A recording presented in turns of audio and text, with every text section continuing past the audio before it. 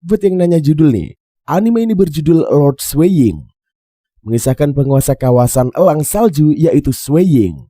Ia ingin menyelamatkan bapak dan emaknya yang ditangkap sama keluarga lawan. Swaying yang lemah harus berjuang agar menjadi kuat demi membebaskan orang tuanya. Dan akhirnya dia membangkitkan kekuatan kuno yang menggemparkan dunia persilatan. Nah, udah penasaran kan dengan alur cerita lengkapnya? Oke, kagak usah bertele-tele lagi cuy. Seperti biasalah, biar nonton kalian juga tambah nyaman, pasang dulu headset kalian. Lupakan kenangan tentang mantan, atur posisi rebahan ternyaman kalian. Selamat menonton sambil rebahan. Di kawasan Sungai Azur, terdapat wilayah kekuasaan elang salju. Penguasa kawasan itu adalah Lord Dongbo, serta istrinya namun ditangkap. Kedua putra mereka yaitu Swaying dan Kingxi harus bertahan hidup dan saling membantu. 8 tahun berlalu sejak saat itu. Selama itu pula, Swaying selalu berlatih bela diri. Dia memiliki kekuatan roh lemah, tidak seperti adiknya yang memiliki kekuatan roh hebat. Namun sejauh ini adiknya yang masih bocah itu enggan berlatih bela diri. Swaying memutuskan untuk pergi ke pegunungan terpencil untuk mendapatkan jantung Raja Serigala Bulan Perak. Jika dia bisa mendapatkannya, maka dia bisa menjadikan adiknya murid penyihir paling hebat yaitu Bai Yuanxi. Urusan adiknya mau atau tidak itu dipikirkan nanti. Saat dia pergi, Kingxi ngobrol sama paman Tongsan. Kingxi ingin menyusul kakaknya. Namun dia diperingatkan kalau pegunungan terpencil sangatlah berbahaya. Tongsan juga bilang kalau Swaying pergi ke pegunungan terpencil demi Kingxi. Karena Kingxi memiliki kekuatan roh besar, dia berpotensi menjadi penyihir sehebat Yuanxi. Namun Kingxi tidak mau menjadi penyihir hebat. Dia hanya ingin menjadi adik bagi kakaknya.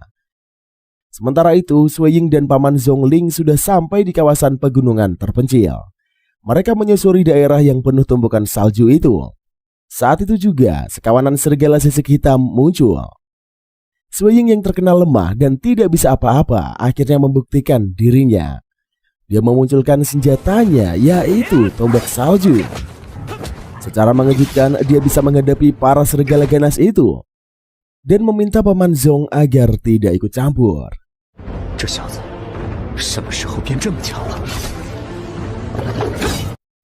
Sementara itu, aksi Yueying sudah dipantau oleh orang-orang dari organisasi Rumah Besar Naga. Ada yang memuji kehebatan Swaying, namun ada juga yang menganggapnya biasa aja. Pemimpin Rumah Besar Naga yaitu Grand Lord Xian termasuk orang yang mewaspadai kemampuan Swaying. Dia meminta anak buahnya untuk terus memperhatikan Swaying. Sementara itu, Swaying yang sudah sukses menghabisi para serigala, Zhongling pun takjub dengan progres Swaying. Sambil melanjutkan perjalanan, dia berkata kalau dalam waktu dekat Swaying pasti bisa menembus peringkat meteor. Tidak lama kemudian, mereka pun melihat serigala putih di depan sana. Bertepatan dengan itu, Swaying dan Zhongling merasa ada seseorang yang melintas di belakang mereka. Ternyata yang mengintai mereka ini adalah binatang buas dan kuat, yaitu macan bayangan. Si macan bisa bergerak ke sana sini dengan begitu cepat dan nyaris tidak terlihat. Swaying dan Zhongling pun kewalahan menghadapi serangan si macan.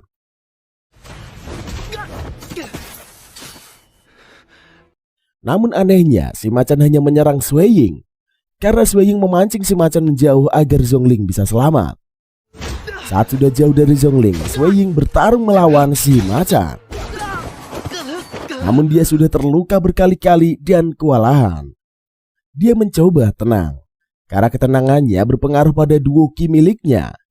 Jika dia bisa mengendalikan duoki, maka pergerakannya pun akan semakin lincah dan bertenaga. Untuk beberapa saat, dia berhasil menenangkan diri. Serangan-serangannya pun menjadi lebih baik. Celakanya, si macan bayangan adalah binatang peringkat bulan perak, sehingga susah dikalahkan. Pergerakan si macan pun sangat cepat seperti menghilang. Alhasil, Swaying babak belur dan jatuh tersungkur. Celakanya, tombak salju miliknya terlempar menjauh. Dengan susah payah, dia mencoba menggapai tombaknya. Namun si macan sudah datang dan menyerangnya. Swaying pun nyaris kehilangan kesadarannya. Saat itulah dia mendapatkan kilasan bayangan ayah dan ibunya untuk menyelamatkan mereka. Sui Ying tidak boleh mati. Dia pun bangkit sambil memunculkan kobaran energi ki miliknya. Tombaknya pun melesat dan segera ditangkap. Setelah itu dia menggunakan teknik tombak salju kegelapan alam pertama, yaitu adalah salju melayang. Dengan jurus itulah si macan langsung minggat ketakutan. Namun Sui Ying berhasil menyusul dan menghabisi si macan tepat di hadapan Zhongling. Sementara itu, kakek tua yang merupakan sang penyihir Yuanzi sedang menciptakan senjata crossbow yang dilengkapi dengan alkimia. Tidak lama kemudian, muridnya yaitu cewek bernama Jirong datang menemuinya. Dia bertanya untuk siapa senjata buatan gurunya itu. Yuanzi bilang itu adalah senjata untuk tuan muda Clancy, yaitu si Bairong. Senjata yang dilengkapi alkimia sangatlah kuat, namun kemampuannya baru akan maksimal seiring dengan kekuatan penggunanya. Setelahnya, Jirong menyampaikan kalau Yue Ying beneran pergi ke pegunungan terpencil. Yuanzi kaget karena dia memberi syarat susah agar menciutkan hati Sui Ying. Jika Sui Ying memang berhasil mendapatkan syarat yang dia minta, maka Yuanzi harus menepati janjinya. Di sisi lain, Yue Ying dan Zhongling pun makan daging macan bayangan di dekat api unggun. Sui Ying bilang kalau dia udah menguasai alam pertama teknik tombak salju kegelapan. Zhongling pun kaget karena bapak Sui Ying membutuhkan seumur hidupnya mempelajari alam pertama teknik itu dan masih belum bisa menguasainya. Kini Sui Ying tinggal mempelajari alam kedua, yaitu hujan darah. Lantas melanjutkan ke alam ketiga, yaitu es kegelapan. Saat hari sudah siang, keduanya maju menemui kawanan serigala bulan perak.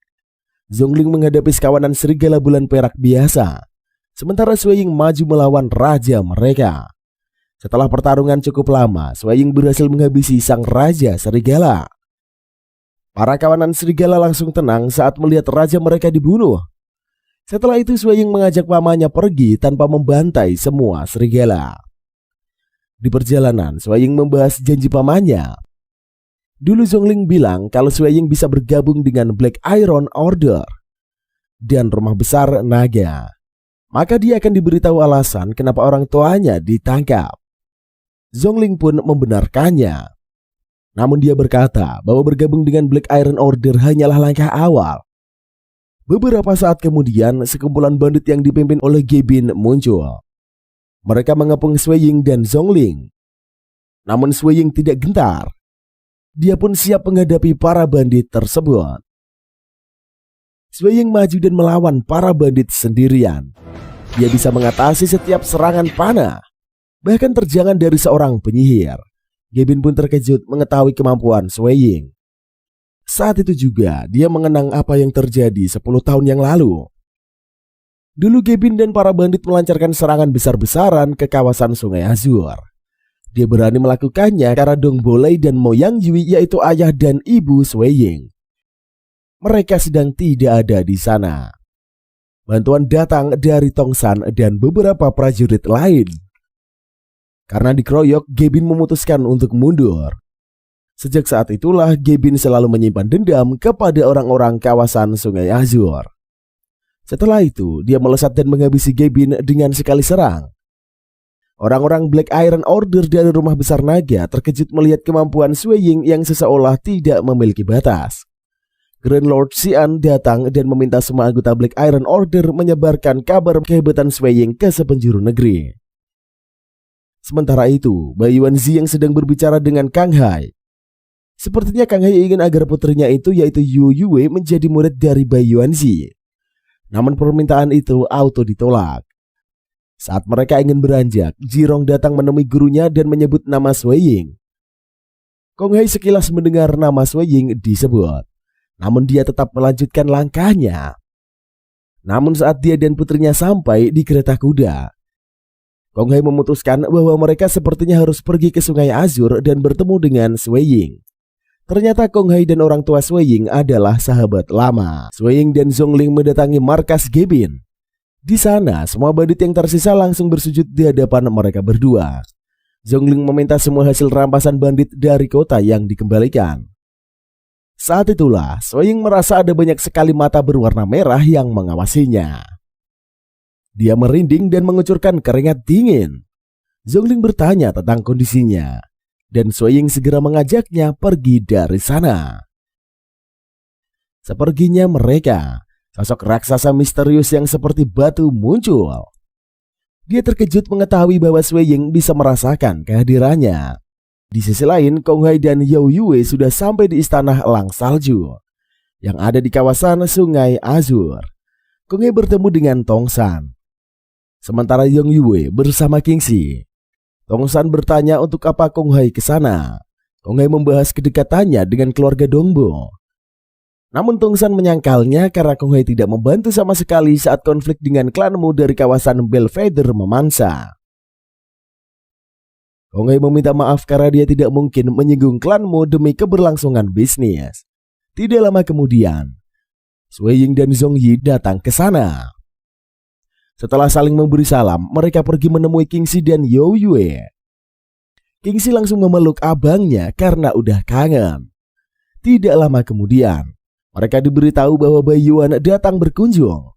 Mereka pun segera bergegas menemui rombongan Bai Yuanzi. Di aula jamuan, Yuanzi meminta Jirong untuk memanaskan sebuah tungku dengan kekuatannya. Namun karena Jirong terlalu bersemangat, dia malah membuat api meledak. Namun King Si dari kejauhan beraksi. Dalam sekejap, ledakan api langsung membeku sebelum melukai siapapun. Semua orang mengagumi kemampuan King Si. Bai Yuanzi juga sangat kagum dan merasa King Si ini sangatlah berbakat. Setelahnya, mereka semua duduk bersama. Sui-Ying menyerahkan jantung serigala bulan purnama. Setelah menerima syarat itu, bukannya langsung menepati janjinya, Bai Yuanzi malah bilang kalau dia punya permintaan lainnya. Ternyata yang diinginkan Yuanzi ini adalah memindahkan tempat tinggalnya di kota White Ridge ke kota elang salju yang menjadikan kekuasaan Sui-Ying. Awalnya, Sui-Ying ini kaget karena kotanya adalah kota miskin jika dibandingkan dengan White Ridge. Yuanzi pun berkata kalau wilayah elang salju sangat cocok untuk perlindungan. Terlebih akhir-akhir ini ada banyak penyusup yang mencoba menyerang ke pagoda istana salju yang menjadi kediaman Yuanzi. Permintaan itu diterima dengan senang hati. Besoknya Yuanzi memindahkan pagoda dari White Ridge elang salju menggunakan sihirnya. Sui-Ying begitu takjub dengan sihir tersebut. Tidak lama kemudian, King Si berlarian di sana sambil kejar-kejaran dengan Yao Yue. Sui-Ying merasa senang karena King Si akan menjadi murid Yuanzi tanpa harus pergi jauh-jauh darinya. Dan juga ternyata ada satu hal yang diminta Sui-Ying untuk Yuanzi. Kedekatan ayahnya dengan Kong Hai membuat Sui-Ying harus membantu Yao Yue. Akhirnya dia meminta agar Yao Yue juga diterima menjadi murid Yuanzi. Permintaan itu pun disanggupi karena Yao Yue memang memiliki energi roh yang cukup banyak. Mereka semua masuk ke dalam pagoda. Di sana, Jirong sedang berlatih dengan kakak-kakak seperguruannya. King Si langsung akrab dengan Jirong dan asik main kejar-kejaran. Malamnya saat akan diselenggarakan pesta penerimaan King Si, mereka kedatangan tamu. Sui-Ying dan yang lainnya pergi ke depan aula. Di sana sudah ada Xian atau penguasa rumah besar naga dan kota White Ridge. Dia pun menunjukkan lencana Black Iron Order dan membuat semua orang terkaget-kaget. Kedatangan Xian ke sana adalah untuk memberikan lencana tersebut kepada Sui-Ying. Sejak malam itulah Sui-Ying resmi menjadi anggota Black Iron Order. Besoknya Sui-Ying menemui Xian di halaman. Di sana Xian memberikan daftar mengenai para pendekar kuat yang sudah dimasukkan ke catatan rumah besar naga. Di antara semua yang tercatat, Xiang Pangyun dari bar pertumpahan darah adalah yang terkuat. Dia hanya bisa ditandingi oleh orang terkuat dari klan Xi, yaitu Xi Liang Hong. Alasan Xian mengajak Sui-Ying bergabung dengan Black Iron Order adalah karena dia melihat potensinya. Sui-Ying secara mengejutkan sudah menembus level meteor dan mendekati level bulan perak. Ia kelak sampai ke tingkat transcendent. Karenanya membantu Sui-Ying mencapai peringkat itu tentu akan menguntungkan baginya. Sebagai anggota Black Iron Order, Sui Ying akan mendapatkan berbagai misi. Setiap misi akan memberinya poin. Hal yang bisa ia lakukan dengan poin itu salah satunya adalah pengampunan untuk kedua orang tuanya. Setelah itu Xian pun pergi. Siangnya Sui Ying menemui Zhongling dan bertanya mengenai kedua orang tuanya. Akhirnya Zhongling bercerita. 20 tahun yang lalu dia dan Dong Bolei ditugaskan untuk mencari perempuan keluarga Mo yang kabur dari pernikahan. Perempuan itu adalah Mo Yangyu, yaitu ibu Sui Ying. Saat itulah Yang Yu ditemani oleh rekannya yang membantunya melarikan diri dari Tongsan. Saat mereka terdesak, Bolei dan Zhongli malah menyelamatkan mereka. Bolei auto naksir Yang Yu dan mereka berdua pacaran. Suatu ketika, Bolei membeli kawasan yang saat ini menjadi kota Lang Salju. Di sana dia mendirikan istananya sampai akhirnya setelah tahun demi tahun berlalu, orang terkuat dari keluarga Mo Yang yaitu Mo Yang Chen datang. Dia membantai kota Lang Salju untuk menghukum Yang Yu dan Bolei agar tidak jatuh korban yang lebih banyak. Bolei dan Yang Yu pun menyerahkan diri. Sementara itu, ibu Sui Ying ternyata dirawat dengan cukup baik. Kakaknya yaitu Yang Chen memperlakukannya dengan sangat manusiawi. Kondisi Bolei lebih menderita. Dia dipaksa bertarung sampai sekarat terus-menerus. Sementara itu, Yue Ying berlatih terus setiap hari untuk menjadi lebih kuat. Sedangkan Qiangxi malah tidak fokus untuk latihan. Suatu siang, Jingrong menemui Qingxi dan membantunya berlatih. Akhirnya Qingxi pun bisa menguasai teknik pemadatan roh. Siang itu juga, surat balasan dari Xian datang. Di surat itu, Sui Ying tahu kalau ayahnya akan disiksa terus-menerus sampai meninggoy. Setelahnya dia pergi menemui Xian. Di sana dia bertanya bagaimana caranya menyelamatkan ayahnya. Xian pun memberitahu bahwa Sui Ying harus mengikuti aturan permainan. Sui Ying diberi misi pribadi oleh Xian. Misi itu terkait sisa-sisa bandit yang dibantai Sui Ying beberapa waktu lalu. Ternyata ada beberapa yang belum tobat dan beraksi di kawasan Gunung Leongqiong. Di sana mereka menjarah orang-orang melintas. Sui Ying harus membantai mereka semua. Namun masalah tidak semudah itu. Reputasi Sui Ying yang membunuh ketua bandit sampai di telinga para anggota bar penumpah darah. Misi untuk mengatasi Sui Ying pun diberikan. Dan yang mengambilnya adalah iblis angin. Sui Ying menerima misi itu. Dia kembali ke rumahnya untuk berpamitan. Meski tampak tenang seperti biasa, tapi You Yue tahu kalau misi yang dilakukan Sui Ying ini sangatlah berbahaya. Karenanya dia memberikan sebuah jimat kepada cowok itu. Setelahnya berangkatlah Sui Ying menjalankan misi. Di kawasan bandit dia menyelamatkan beberapa orang yang diserang bandit. Setelahnya dia bertarung melawan beberapa bandit. Sampai akhirnya iblis angin bersaudara pun muncul dan menyerangnya. Sui Ying bertarung habis-habisan melawan iblis angin. Dia merebut kotak rampasan milik iblis angin dan berusaha melarikan diri. Sayangnya dia berhasil dikejar dan terdesak ke ujung jurang. Dia pun jatuh ke jurang. Namun sempat menyelamatkan diri. Misi pembantaian bandit pun selesai meski dia terluka parah. Besoknya, Xian memenuhi janjinya. Hadiah dari misi itu adalah peringanan hukuman atas ayahnya. Sejak saat itulah Sui Ying makin rajin menjalankan misi dari Xian. 6 tahun pun berlalu tanpa terasa. Kini Sui Ying sudah menyentuh level bulan perak. Kultivasi tombak saljunya pun sudah mencapai alam kedua, yaitu hujan darah. Suatu siang dia pergi menemui Xian. Sudah 6 tahun berlalu sejak dia bergabung dengan Black Iron Order. Namun dia belum bisa membebaskan kedua orang tuanya. Mengumpulkan poin dari misi pun masih sangat jauh untuk membebaskan kedua orang tuanya. Sampai akhirnya Xian menawarkan misi level bronze kepada Sui Ying. Hadiahnya jauh lebih besar daripada misi kelas Black yang bisa diambil Yue Ying saat ini. Namun Sui Ying tidak memiliki bronze order, sehingga dia pun tidak bisa mendapatkan misi level bronze. Xian sudah memikirkan hal itu. Untuk mendapatkan misi level bronze, Sui Ying hanya perlu menjalankan misi dengan mayoritas pemegang bronze order. Karenanya, Xian udah memilihkan misi yang pas untuk Sui Ying. Lu Huailiu, bangsawan dari kota Kutai, dicurigai sebagai pemuja roh jahat. Misi penangkapan pun dikerahkan secara diam-diam. Karenanya Sui Ying dikirimkan bersama 4 anggota pemegang bronze order.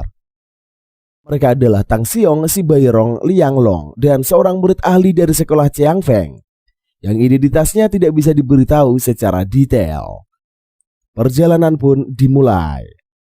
Di kapal, Tang Xiong berdebat dengan Si Bairong tentang strategi terbaik. Liang Long sibuk menenangkan Si Bairong. Sementara Sui Ying cuma diam-diam baik. Saat itulah kapal berguncang dahsyat. Mereka semua bersiaga dan pergi keluar. Ternyata mereka mendapatkan serangan dari musuh. Untungnya cewek bernama Jing Qiu ini muncul dan mencoba menahan kapal agar tidak terjatuh dari langit. Dia adalah anggota kelima dan merupakan guru di sekolah Chang Feng. Namun dia tidak bisa menahan kapal itu selamanya. Dia pun meminta Sui Ying dan yang lainnya melompat dari kapal. Dia berjanji akan menggunakan teknik meringankan diri agar mereka tidak mati saat jatuh. Tak pikir lama, Sui Ying dan yang lainnya segera melompat. Awalnya rencana itu pun sukses. Namun mendadak Jing Qiu mendapatkan serangan. Tekniknya itu pun hancur dan mereka semua terjun bebas dari langit. Lu Hialu menatap puas kapal musuh yang jatuh dari langit. Setelahnya, dia mengirimkan seorang pendekar sakti untuk memeriksa para penumpang kapal. Si pendekar minggat dalam sekejap. Sementara itu, Sui Ying berhasil mendarat tanpa terluka parah. Apesnya dia terpisah dengan rombongannya. Tidak beberapa lama kemudian, dia dihadang si pendekar sakti. Keduanya bertarung dengan begitu sengit. Sui Ying sukses menikam si pendekar. Namun yang dia tikam ini ternyata hanyalah tubuh ilusi. Serangan muncul dari belakang. Untungnya Liang Long muncul dan menepis serangan itu. Keduanya siap menghadapi si pendekar bersama-sama. Namun si pendekar malah mundur. Di sisi lain, Xian mendapat laporan kapal sudah ditembak jatuh. Dia kesal karena harusnya tidak ada yang tahu rencana tersebut. Dia pun meminta kasus itu untuk segera diselidiki. Saat itulah dia hanya bisa pasrah dan percaya kepada Sui Ying untuk melanjutkan misinya. Kembali ke Sui Ying, dia dan Liang Long melihat Jing Qiu yang dikepung musuh. Namun Jing Qiu masih sempat menyerang para musuh. Sayangnya Jing Qiu enggan membunuh lawan. Hal itu dimanfaatkan para musuh untuk kembali menyerang. Yu Ying datang dan mengancam mereka. Dia bilang gak akan ragu membunuh mereka. Langsung saja para musuh minggat ketakutan. Habis itu melihat Jing Qiu terkena panah beracun, Sui Ying pun segera nyedot cewek itu. Tidak lama kemudian, Tang Xiong dan Si Bairong juga sampai di sana. Mereka pun beristirahat di sana untuk memulihkan diri. Besoknya, mereka berdebat harus kembali atau melanjutkan misi. Akhirnya diputuskan mereka mau lanjut terus. Sorenya, mereka sampai di depan kastil tempat Lu Huailu berada. Prajurit sudah dikerahkan. Jing Qiu menciptakan ular es raksasa dan menerjang para musuh. Sui Ying dan yang lainnya pun maju. Mereka menerjang habis para prajurit rendahan. Dalam sekejap, jalan mereka menuju kastil pun terbuka lebar. Rombongan itu pun menyerbu masuk ke dalam. Namun anehnya, kastil itu justru kosong. Jauh di dalam kastil, Lu Huailu marah karena anak buahnya gak becus mengurus Sui Ying dan yang lainnya. Karenanya dia meminta 3 anak buahnya menghabisi mereka semua. Biar makin kuat, Lu Huailu memberikan batu iblis es kepada ketiga anak buahnya. Pas dimakan, ketiga pendekar itu menjadi lebih kuat. Mereka pun minggat untuk posisi masing-masing. Sementara itu, Si Bairong yang gak berguna dan super ceroboh hampir terkena jebakan sambaran geledek. Namun Liang Long segera menariknya mundur dan justru dia yang terkena geledek berkali-kali. Untungnya dia bisa bertahan menggunakan sihir perlindungan. Apasnya geledek itu terus menyambar dan membuatnya kewalahan. Si Bairong bukannya khawatir sama Liang Long. Malah dia khawatir crossbow miliknya yang jatuh tadi bakalan hancur. Dia meminta Liang Long menyelamatkan crossbow-nya. Habis itu Sui Ying tahu kalau geledek terus menyambar karena ada sebuah gulungan sihir di seberang sana. Karenanya dia meminta Jing Qiu membukakan jalan untuk melewati geledek. Setelah bekerja sama, Sui Ying pun sukses melewati terjangan geledek. Kemudian menghancurkan sihir dari gulungan itu. Sambaran geledek pun langsung lenyap. Jing Qiu menutup gulungan sihir dan menyerahkannya kepada Sui Ying. Meski Sui Ying bukan penyihir, tapi dia bisa menyerahkan gulungan itu ke adiknya yang berbakat. Habis itu mereka melanjutkan perjalanan. Sampai akhirnya si Bairong sembarangan membuka pintu. Sebuah cahaya misterius memancar dari baliknya. Setelah terkena cahaya itu, mereka semua terkena Mugen Tsukuyomi. Yuanxing bermimpi tentang kehidupan bahagianya bersama keluarganya yang utuh. Di dunia itu, dia merasa semua kejadian nyata ini hanyalah mimpi buruknya saja. Dia hampir terlena di dunia itu. Namun jimat yang diberikan Yao Yue menyadarkannya. Dia pun tersadar. Ia kaget saat berada di sebuah ruangan gelap yang penuh dengan cermin. Setelah dia berkeliling, dia bertemu dengan Jing Qiu yang bisa bertahan dari ilusi mimpi. Di sekitar sana ada rekan-rekan mereka yang masih terjebak di dalam mimpi. Sui Ying mencoba membangunkan mereka. Namun usahanya sia-sia belaka. Karenanya Jing Qiu menyarankan sebuah cara. Dia akan mengirimkan kesadaran Sui Ying ke masing-masing rekan mereka dan membangunkan mereka dari dalam. Sui Ying pun setuju untuk melakukannya. Keduanya duduk bersila dan memulai ritual. Di sisi lain, ketiga pendekar musuh menyadari aksi keduanya. Karenanya, seorang pendekar memutuskan turun tangan karena Jing Qiu akan lengah saat melakukan ritual itu. Di dalam ruangan cermin, Sui Ying telah terhubung dengan alam bawah sadar para rekannya. Dia melihat Tang Xiong yang sedang bertarung. Si Bairong yang memimpin orang-orang dan Liang Long yang menghabiskan waktu bersama seorang gadis kecil yang ternyata adalah putrinya. Di dunia nyata, Jing Qiu mulai kewalahan karena mendapatkan serangan. Dia harus membagi konsentrasinya atas mempertahankan koneksi Sui Ying dengan rekan-rekannya, serta mempertahankan diri dari serangan. Tidak lama kemudian, Sui Ying berhasil menyadarkan Tang Xiong dan Liang Long. Setelah itu mereka pun bertarung keroyokan melawan si pendekar sakti. Di tengah-tengah pertarungan dahsyat itu, si Bairong akhirnya tersadar. Dia shock melihat betapa ngerinya pertarungan antar pendekar. Liang Long muncul di depannya dan bilang dia akan melindungi tuannya itu. Setelahnya dia melanjutkan pertarungan. Si pendekar musuh bisa bergerak dengan cepat dan melancarkan serangan mematikan. Kombinasi Sui Ying dan yang lainnya belum cukup untuk mengalahkan pendekar itu. Sampai akhirnya dia melancarkan serangan maut ke arah si Bairong. Saat itu juga Liang Long muncul dan menahan serangan itu dengan tubuhnya sendiri. Dia pun terluka parah menerima serangan tersebut. Sui Ying dan yang lainnya berhasil memukul mundur si pendekar musuh. Setelahnya mereka bergegas mendekati Liang Long yang sekarat. Jing Qiu mencoba mengobati Liang Long. Namun si Bairong meminta cewek itu tidak perlu buang-buang energi. Dia mencoba menghentikan Jing Qiu. Namun langsung ditempeleng sampai nyungsep. Saat itulah Liang Long menceritakan tentang dirinya. Selama ini dia sudah menjadi pengawal keluarga Si.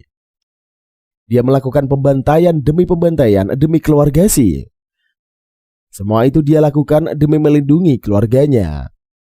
Suatu hari si Bairong dipanggil Xian. Waktu itu Xian menawari misi bronze kepada si Bairong. Mendengarnya si Bairong sangat happy. Setelah si Bairong pergi, Xian memanggil Liang Long. Dia prihatin dengan kondisi Liang Long. Dia menawarinya kebebasan dan memberinya lencana Black Order. Dengan lencana itulah Liang Long tidak perlu lagi menjadi anjing keluarga Si. Kembali ke masa kini, Liang Long berkata bahwa misi kali ini adalah misi terakhir menjadi anjing keluarga Si. Karenanya dia tidak masalah jika harus mati. Saat Sui Ying dan yang lainnya bersedih, si Bairong malah berulah. Dia bilang anjing kayak Liang Long emang harus mati demi dirinya. Tang Xiong ngamuk dan pengen menghajar orang yang tidak berguna itu.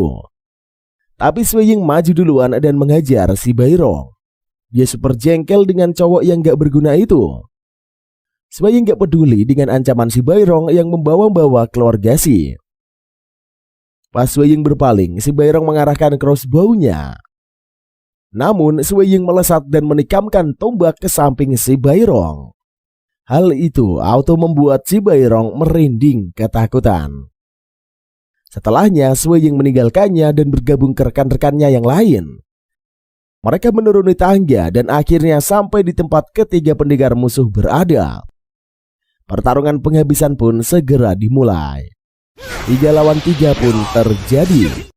Mereka bertarung dengan begitu cepat dan saling beradu kekuatan. Sampai akhirnya Tang Xiong minta diberi kesempatan untuk melawan ketiganya sekaligus. Sui Ying dan Jing Qiu pun mundur. Di hadapan mereka, Tang Xiong dengan gagah berani menghadapi 3 pendekar iblis yang super kuat itu. Hebatnya Tang Xiong berhasil bertarung imbang melawan ketiganya. Sementara itu Xian mendapatkan laporan yang mengejutkan. Rombongan Sui Ying sudah berada di dalam kastil Lu Huailu. Namun yang mengejutkan, ada tanda-tanda kebangkitan dari Dewa Iblis di dalam kastil.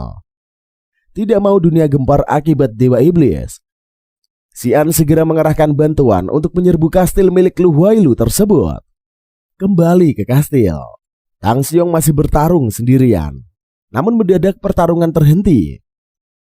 Semua prajurit musuh yang sudah mati disedot semacam asap hitam. 2 pendekar musuh juga tersedot asap hitam ke balik pintu. Kini tinggal 1 pendekar kuat yang menjadi musuh mereka. Giliran Sui Ying beraksi. Dia yang masih level bulan perak menyerang musuhnya dengan begitu dahsyat. Dia pun melancarkan jurus hujan darah dan membuat musuhnya kepayahan sampai terluka parah. Baru saja Sui Ying mau menghabisinya. Ternyata si Barong muncul dan sok-sokan mau membunuh si pendekar musuh. Aksinya ini malah bikin dia terjebak. Dan si pendekar musuh berhasil lolos dari serangan Sui Ying. Si pendekar pun menangkap si Bairong dan mengancam akan membunuhnya. Sui Ying dan rekan-rekannya bodoh amat. Kalau si Bairong dibunuh, mereka malah lebih tenang. Setelahnya Sui Ying menikam si pendekar musuh sampai mampus. Tidak lama kemudian, tubuh pendekar musuh itu pun disedot asap hitam.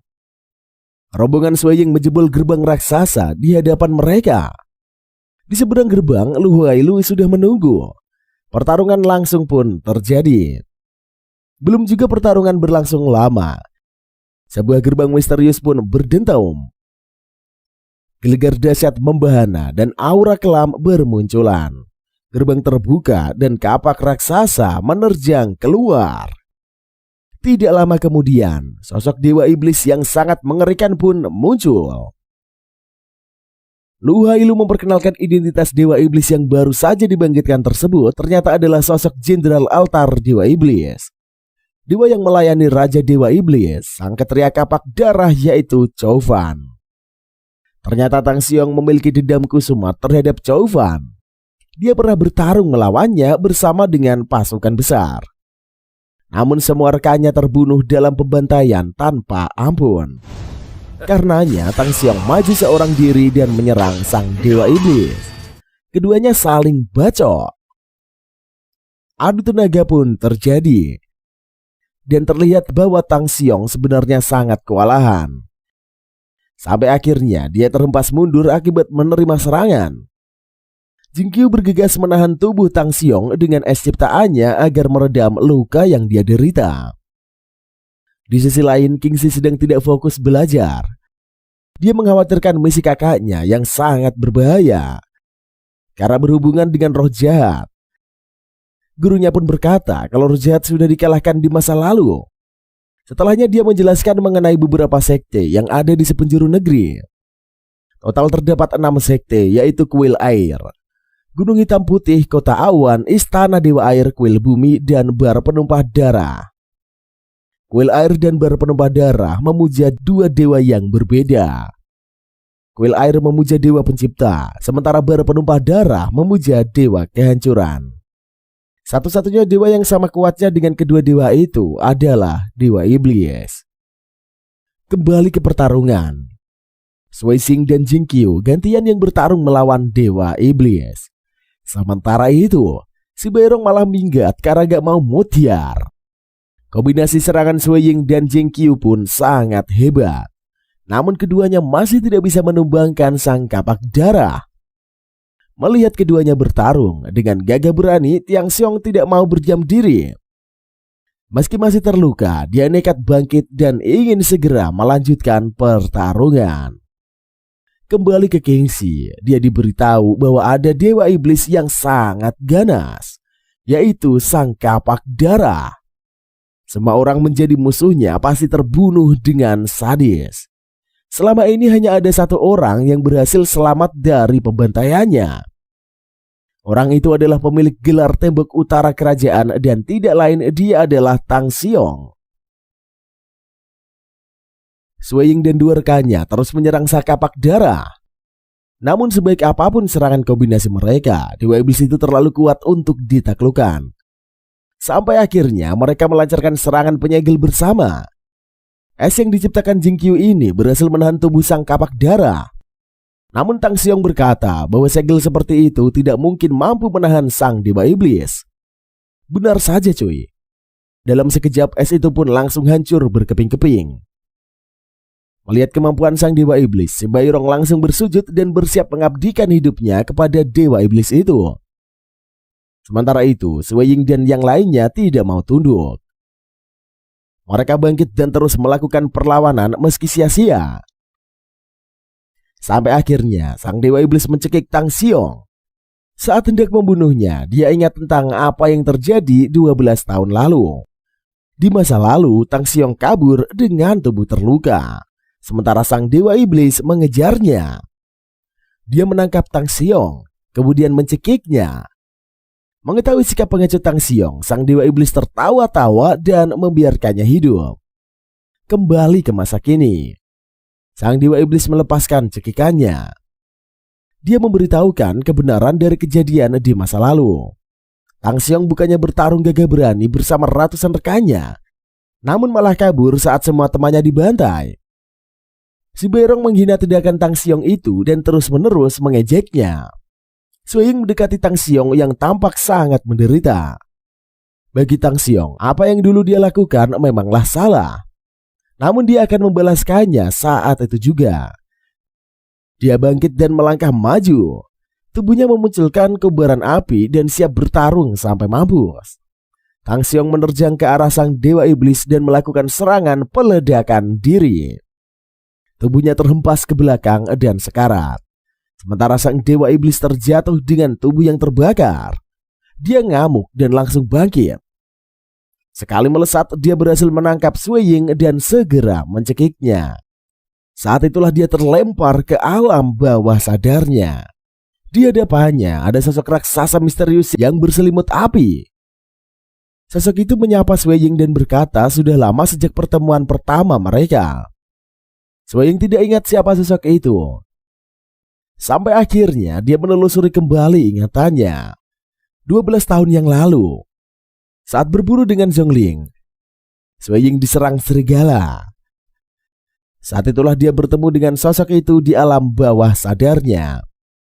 Sosok itu berkata dia adalah darah kuno milik Sui Ying. Di masa lalu, darah para dewa mengalir ke tubuh manusia. Namun sekian lama semakin sedikit yang bisa membangkitkan. Saat itu juga Sui Ying kecil belum cukup kuat untuk menggunakan darah kuno. Karenanya Sui Ying harus bertambah kuat agar bisa menguasai kekuatan darah kuno miliknya. Kembali ke masa kini, Sui Ying bertanya apa tubuhnya sudah siap menerima kekuatan itu. Si darah kuno bilang sebenarnya tubuh Sui Ying belum cukup kuat mengendalikan seluruh kekuatan darah kuno. Namun kalau hanya untuk mengalahkan si Dewa Iblis kekuatannya sudah cukup. Sui Ying pun menerima kekuatan tersebut. Tubuhnya membara terbakar oleh api. Di dunia nyata, Sui Ying menghentakkan tubuhnya. Si Dewa Iblis terhempas akibat terjangan energi dari Sui Ying yang begitu dahsyat. Sui Ying mengambil tombaknya yang terjatuh. Tubuhnya menyala mengobarkan api. dan dia siap menghabisi sang dewa iblis. Keduanya pun bertarung. Getaran-getaran dahsyat menggelegar dari setiap serangan mereka. Selama pertarungan, sang dewa iblis sadar kalau Sui Ying ini telah membangkitkan kekuatan darah kuno. Dia sedikit ngeri, tetapi yakin kalau kekuatan Sui Ying belumlah sempurna. Setelah melancarkan serangan bertubi-tubi, Sui Ying berdiri tegak menghadap sang dewa iblis yang kewalahan. Namun sang iblis bangkit dan pede bisa mengalahkan Sui Ying. Seketika itu juga, Sui Ying menghancurkan kapak milik sang dewa iblis dengan sekali tebas. Namun seketika itu juga, kapak sang dewa iblis mewujud kembali dan dilancarkan ke arah Sui Ying. Serangan sang dewa iblis begitu dahsyat dan mengguncang seluruh tempat. Semua orang mengira Sui Ying bakalan celaka. Namun hebatnya, dia menahan terjangan kapak dewa iblis dengan tangan kosong. Setelahnya dia gantian membantai sang dewa iblis. Sambil menikamkan tombaknya, dewa iblis mengumpatnya. Sosok itu mengancam bahwa tuannya yaitu Raja Dewa Iblis pasti akan turun tangan meski mengatasi Sui Ying. Namun ancaman itu tidak membuat Sui Ying gemetaran sama sekali. Dia pun menghabisi sang dewa iblis. Tidak lama kemudian, si Bairong muncul dan bersikap baik ke Sui Ying. Namun Sui Ying dan Jing Qiu mengabaikannya karena bermuka dua. Setelahnya, Sui Ying mendekati Lu Hailu yang ketakutan. Saat hampir dibunuh, Lu Hailu malah menikamkan dirinya sendiri dan mengorbankan dirinya untuk dewa iblis. Seketika itu juga, seluruh kastil bergemuruh. Kastil itu ambrol satu persatu. Sui Ying dan Jing Qiu segera melesat melarikan diri. Sui Ying menghajar habis-habisan setiap reruntuhan yang nyaris menimpa mereka. Keduanya melesat mencari jalan keluar. Sementara si Bairong mengikuti dari belakang. Kondisi kastil semakin parah. Reruntuhan terus berjatuhan sehingga Sui Ying pun tidak bisa terus-menerus membuka jalan sembari melindungi Jing Qiu. Karenanya, Jing Qiu pun beraksi dan menciptakan es untuk melindungi dirinya sendiri. Saat dia menciptakan es pelindung, Sui Ying menjebol setiap dinding dan reruntuhan yang ada di sekitarnya. Sampai akhirnya dia berhasil menerjang dinding sampai membuka jalan menuju keluar. Apesnya, si Bairong nongol dan mendorong Jing Qiu dari pelindung esnya. Saat dia berlindung di dalam es ciptaan Jing Qiu, Sui Ying segera kembali dan menyelamatkan cewek tersebut. Reruntuhan itu menimpa mereka. Namun Sui Ying berhasil menerjang reruntuhan dan melesat keluar. Sementara itu, si Bairong tenggelam di dalam reruntuhan kastil. Di lain sisi, Xian khawatir dengan keselamatan Sui Ying dan lainnya. Melalui bola kristal, dia menatap cemas kastil yang hancur. Kapal bantuan tidak bisa masuk karena tertahan energi sihir. Saat itulah dia menyaksikan Sui Ying yang menggendong Jing Qiu menjebol keluar dari dalam kastil. Tidak butuh waktu lama, kapal yang dikirim Xian pun segera menyambut keduanya. Malam sudah tiba saat Sui Ying sampai di kediamannya. Pesta pun diadakan. Dan mereka semua makan besar. Sui Ying bilang kalau selama perjalanan pulang, dia dan Jing Qiu mampir ke kota Qingxi. Di sana dia terkaget melihat kota yang begitu ramai. Di sebelah Sui Ying, You Yue cemburu saat tahu Yue Ying dekat dengan cewek lain. Sementara itu, Jing Rong bilang kalau dia dan Qingxi udah pacaran. Habis itu Yue Ying membagikan hadiah yang dia beli di kota. Semua orang mendapatkan hadiah keren, terutama Yong Yue. Dia mendapatkan pakaian sutra yang sangat indah dan menawan. Sementara itu hadiah buat Qingxi dia tunda karena ingin diberikan secara private. Setelahnya Sui Ying diajak berduaan sama You Yue. Mereka membahas mengenai hubungan Qingxi dengan Jirong. Sui Ying khawatir dengan hubungan adiknya. Dia merasa ada yang mencurigakan dari Jirong. Sementara itu, You Yue malah nyambek karena Sui Ying mikirin adiknya terus. Dia mendesak agar mereka memiliki ikatan yang jelas. Tapi Sui Ying bilang dia belum bisa mikirin hal begituan. Tujuannya saat ini adalah menjadi lebih kuat agar bisa menyelamatkan orang tuanya. Sebelum impian itu tercapai, dia nggak mau pacaran dulu. Di tempat lain, Jingrong ngambek sama Kingxi. Dia sebel karena Kingxi cuma bisa seneng-seneng dan gak mikirin urusan wilayah kekuasaannya. Dia gak suka Sui Ying memakai duit kota buat beli sutra mahal. Menurutnya Kingxi ini harus protes. Namun Kingxi jelas tidak mau. Soalnya duit itu didapat abangnya dari menjalankan misi. Jingrong masih ngambek. Pokoknya dia pengen Kingxi terlibat dalam urusan pengelolaan kawasan elang salju. Kingxi pun setuju.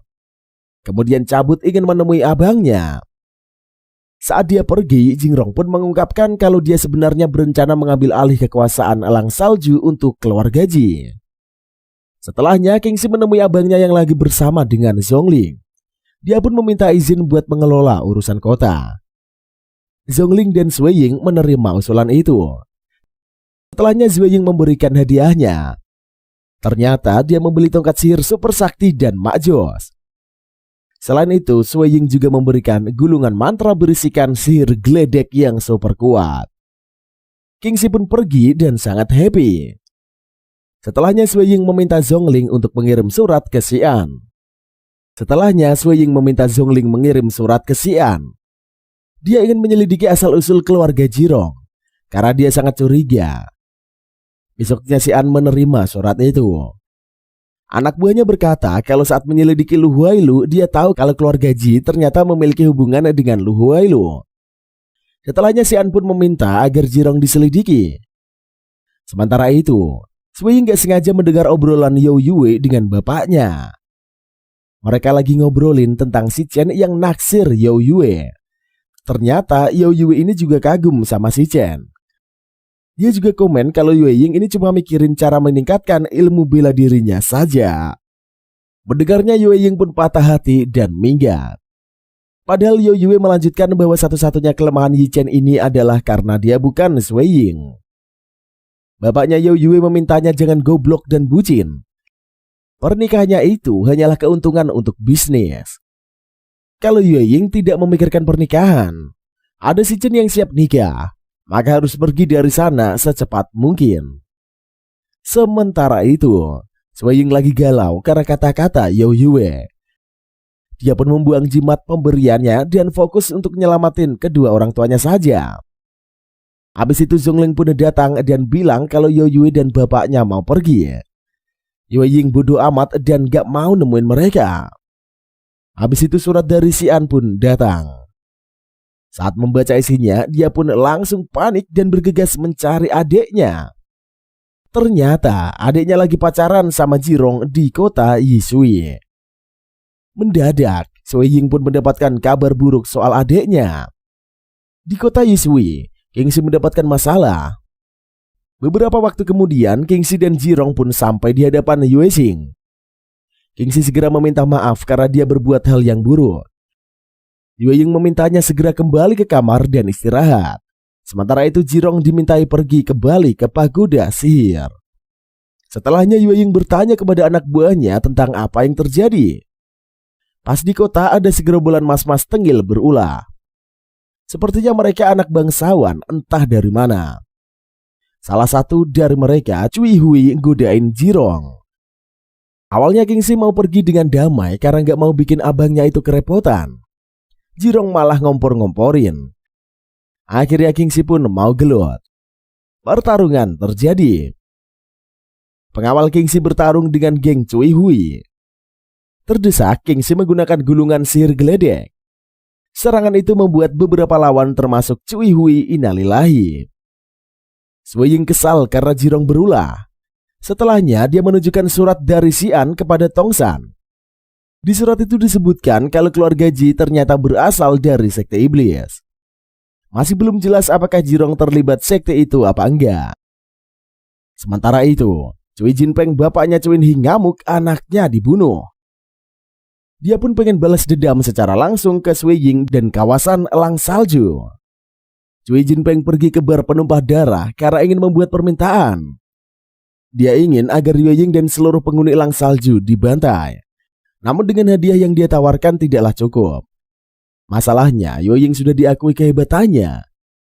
Dia bahkan digadang-gadang memiliki darah kuno. Karenanya Cui Jinpeng meminta cuma Kingxi aja yang dibunuh. Permintaan itu pun diterima. Hanya saja Sui Ying sangat menyayangi adiknya. Kalau sampai ketahuan siapa pelaku pembunuhnya, maka situasi bakalan gawat. Cui Jinpeng pun menerima resiko itu.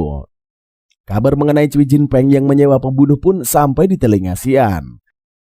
Dia sudah tahu kalau Cui Jinpeng gak berani menghadapi Yue Ying sendirian. Meski begitu, dia tidak akan melakukan apapun. Dia hanya ingin melihat bagaimana Sui Ying menghadapi masalah tersebut. Sementara itu Sui Ying pergi ke pagoda sihir. Di sana dia menemui Jingrong. Di sebuah ruangan, Sui Ying menanyakan mengenai sekte iblis. Jingrong mengelak kalau dia terlibat dengan sekte iblis. Namun Sui Ying memberikan bukti-bukti bahwa keluarga Ji terlibat sekte iblis. Jingrong meyakinkan Sui Ying kalau dia tidak terlibat sama sekali. Malahan dia tidak tahu apa-apa mengenai sekte iblis. Sui Ying tidak peduli. Dia datang ke sana bukan untuk mengobrol maupun mendengar jawaban dari Jingrong. Dia ke sana hanya ingin memperingatkan Jingrong. Dia berkata Jingrong diberi waktu selama 3 hari untuk minggat dari kawasan elang salju. Setelah mengatakan itu, Sui Ying pun pergi meninggalkan Jingrong. Sementara itu Jingrong kesal karena dia bakal diusir dan belum memberi kontribusi apa-apa kepada Dewa Iblis. Karenanya dia hanya bisa bergantung kepada Kingxi. Sementara itu, Dewa Iblis Angin sedang di dalam perjalanan untuk pergi ke bar penumpah darah. Mereka dicegat sekelompok pembunuh bayaran. Ternyata mereka sudah meresahkan banyak pihak dan ingin dihabisi. Namun mereka terlalu jago. Bukannya kalah, mereka berdua membantai habis semua pembunuh bayaran. Setelahnya mereka masuk ke bar penumpah darah. Di sana mereka mengambil misi untuk membunuh Kingxi. Episode 23. Dua iblis angin itu beraksi hari itu juga. Mereka melesat dan menyusup ke dalam kastil elang salju. Diam-diam mereka mencari di mana keberadaan Kingxi. Sementara itu Sui Ying kesal karena Kingxi melarikan diri dari kamarnya. Dia pun mencari kemana-mana dan menemukan adiknya bersama Jingrong di halaman samping. Kingxi ngamuk sama kakaknya karena menuduh Jingrong yang enggak-enggak. Sui Ying mencoba membuka mata adiknya. Namun Kingxi sudah bucin dan tidak bisa diomongin. Keduanya pun malah bertarung. Saat itulah dua iblis ingin mengintai. Saat ada celah mereka melancarkan serangan ke arah Kingxi. Sui Ying menyadari serangan dan menahan serangan itu. Kedua iblis angin pun menampakkan diri. Kingxi maju melawan mereka berdua. Namun dia kewalahan dan terdorong mundur. Sui Ying pun turun tangan. Secara mengejutkan skill bertarung Sui Ying meningkat pesat. Dia bisa meladeni dua iblis angin yang dulu membuatnya kewalahan. Jingrong sendiri kaget mengetahui Sui Ying yang begitu kuat. Dua iblis ingin menciptakan serangan tornado maut. Namun Sui Ying menggunakan teknik darah kunonya untuk menghancurkan jurus tersebut. Dia pun berhasil menumbangkan kedua iblis angin. Di saat itulah keduanya memutuskan untuk memanggil kakak mereka. Si adik perempuan masih nekat bertarung. Sui Ying pun meladeninya. Karena adiknya masih di sana, dia ngamuk dan memintanya segera minggat. Zhongling, Tongshan, Kingxi dan Jingrong segera minggat dari sana. Setelahnya Sui Ying bertarung habis-habisan melawan si adik perempuan. Pertarungannya singkat dan Sui Ying berhasil memenangkan duel. Setelahnya biar diampuni, dua iblis angin mengaku kalau yang mengutus mereka ini adalah Cui Jinpeng. Saat itu juga pendekar paling kuat di sepenjuru negeri datang. Dia pun menikam si kakak dua iblis angin sampai wafat. Di sisi lain rombongan Kingxi sampai di pagoda sihir. Di sana mereka menyaksikan munculnya tornado yang begitu dahsyat dari arah Sui Ying. Mereka pun tahu bahwa pendekar sakti itu sudah datang. Pria terkuat di sepenjuru negeri yaitu Xian Pangyuan. Sementara itu Xian akhirnya bergerak. Setelah terungkap secara jelas bahwa Cui Jinpeng mengirim pembunuh, dia mengerahkan anak buahnya untuk menangkap Cui Jinpeng. Kembali ke pertarungan. Si adik perempuan ngamuk karena abangnya dibunuh Xian Pangyun. Padahal mereka berdua udah menganggap Xian Pangyun sebagai abang. Xian Pangyun ngakak karena geli pas tahu dia dianggap abang. Karena ngamuk, si adik perempuan maju menyerang. Namun dia wafat dengan sekali jebret. Habis itu Xian Pangyun siap menghadapi Sui Ying.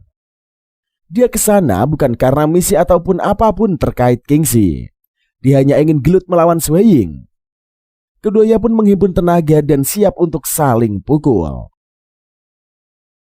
Xian sudah menangkap Cui Jinpeng. Dia dituduh bersalah karena sudah membuat Xian Pangyun sampai membuat onar. Karena Cui Jinpeng tetap ngeyel, dia akhirnya dibunuh. Tidak lama kemudian, Jing Qiu datang ke sana. Dia diminta sekolah sihirnya menyelidiki mengenai insiden Sui Ying. Setelahnya, mereka berdua berangkat menuju kawasan elang salju karena harus mengurusi Xian Pangyun. Di sisi lain, Sui Ying kewalahan menghadapi Pangyun. Sekalipun begitu, Pangyun mengakui kekuatan Sui Ying. Sedangkan di pagoda sihir, penyihir Bai menciptakan serangga terbang raksasa. Dia mengajak rombongan Kingxi melesat untuk membantu Sui Ying. Mereka tiba tepat waktu, lalu berhasil menarik Sui Ying mundur sebelum dia celaka. Setelahnya, Pangyun mengancam bakal melukai semua orang di elang salju. Karenanya, Sui Ying ngotot ingin menghadapinya. Saat itu juga, Xian dan Jing Qiu muncul. Melihat banyak orang kuat muncul, Pangyun semakin semangat. Dia pun berubah menjadi monster raksasa yang disebut Iblis Darah. Agar pertarungan tidak menimbulkan kerusakan dan banyak korban, Sui Ying memancing Iblis Darah menjauh.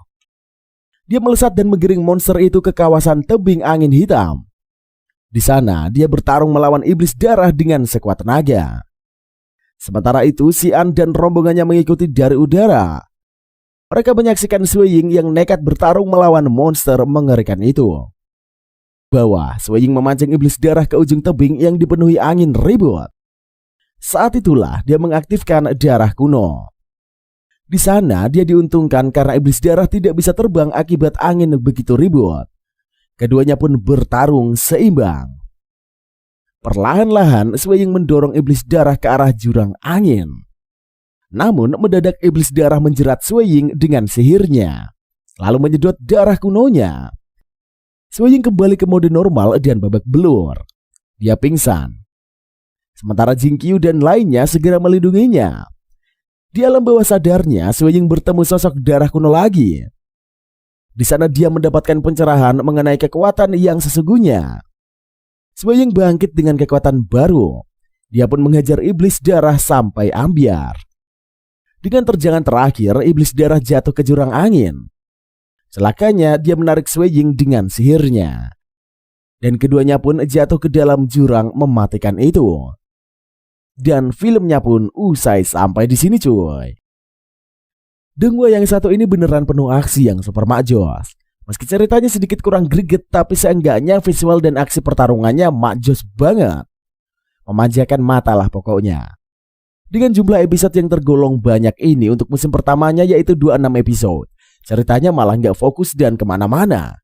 Kebanyakan misi sampingannya cuy. Harusnya kalau menurut Mimin harus fokus ke masalah nyelamatin bapak aja. Malah harus gelut melawan dewa iblis dan para antek-anteknya. Tapi ya secara keseluruhan tetap oke lah. Dan cukup memenuhi standar ekspektasi Mimin sebagai penonton Donghua. By the way, bagaimana kalau menurut kalian cuy? Silahkan komentar aja di bawah. Oke lah, terima kasih buat kalian yang telah stay menonton video ini sedari awal sampai akhir. Pokoknya tenang aja kalau udah ada Mimin yang bakal menghibur kalian setiap harinya dengan durasi anime yang mantap pol-polan.